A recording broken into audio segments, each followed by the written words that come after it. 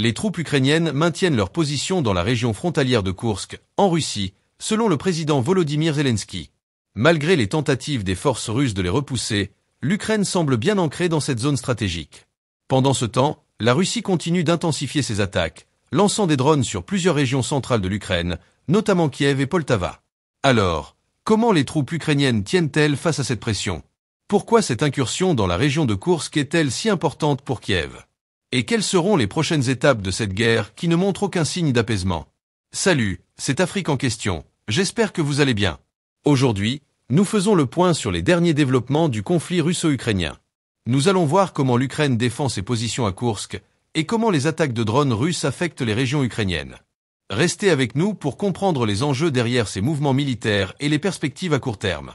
Le président ukrainien Volodymyr Zelensky a confirmé hier que les troupes ukrainiennes tenaient toujours leur position dans la région russe de Koursk, malgré plusieurs tentatives de la Russie pour les déloger.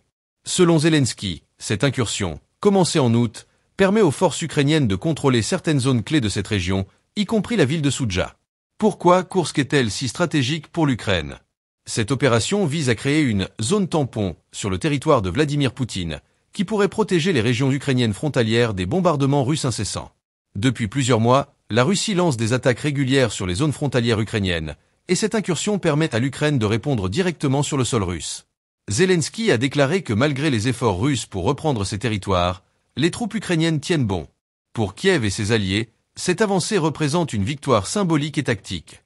Contrôler une partie du territoire russe donne à l'Ukraine une position de force dans ce conflit, et montre que les forces de Kiev peuvent mener des actions offensives en dehors de leurs frontières. Cela renforce également le moral des troupes ukrainiennes et de la population, qui voient que l'armée peut contre-attaquer efficacement.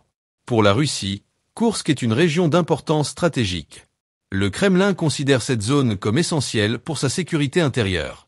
Moscou a donc lancé plusieurs contre-offensives pour tenter de reprendre le contrôle des zones perdues, mais jusqu'à présent, la Russie n'a pas encore réussi à déloger toutes les forces ukrainiennes retranchées dans cette région.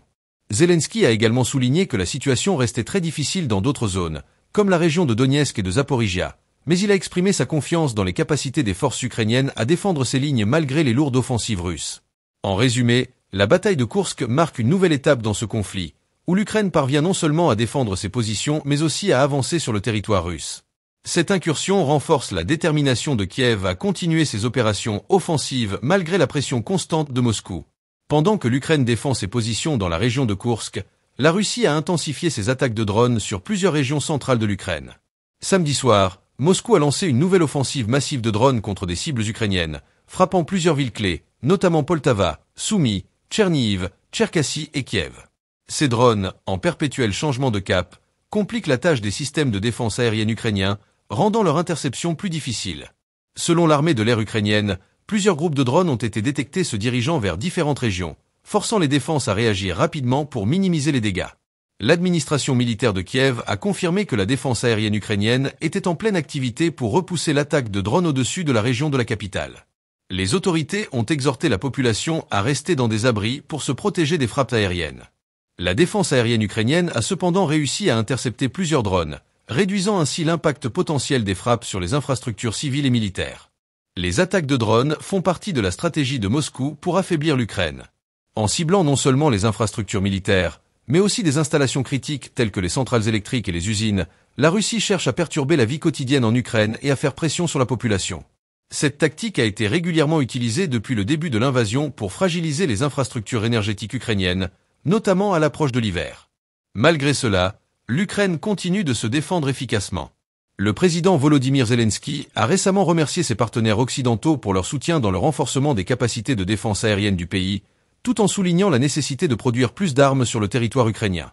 Grâce aux investissements étrangers, Kiev a considérablement augmenté sa production de drones et d'équipements militaires, ce qui devrait lui permettre de mieux répondre aux attaques de drones russes à l'avenir. En résumé, ces attaques de drones montrent la persistance des tactiques russes visant à déstabiliser l'Ukraine, mais aussi la capacité de résistance de Kiev. Les défenses ukrainiennes tiennent bon face à cette pression grâce au soutien de l'OTAN, et les efforts pour renforcer l'arsenal défensif national continuent à porter leurs fruits. Malgré les offensives russes, les troupes ukrainiennes tiennent toujours leur position dans la région de Koursk, une avancée stratégique majeure pour Kiev. En contrôlant une partie du territoire russe, l'Ukraine montre sa capacité à mener des actions offensives au-delà de ses frontières. Pendant ce temps, la Russie continue de frapper l'Ukraine avec des attaques de drones, visant les infrastructures civiles et militaires. Zelensky a souligné l'importance d'accroître la production d'armes en Ukraine pour mieux faire face à ces défis, notamment grâce aux investissements occidentaux. Avec une augmentation de la production de drones et de matériel militaire, Kiev espère non seulement défendre ses lignes, mais aussi reprendre l'initiative sur le champ de bataille. La situation reste tendue et incertaine, avec des batailles féroces dans d'autres régions comme Donetsk et Zaporizhia. Mais la détermination des forces ukrainiennes, renforcée par le soutien international, semble bien ancrée.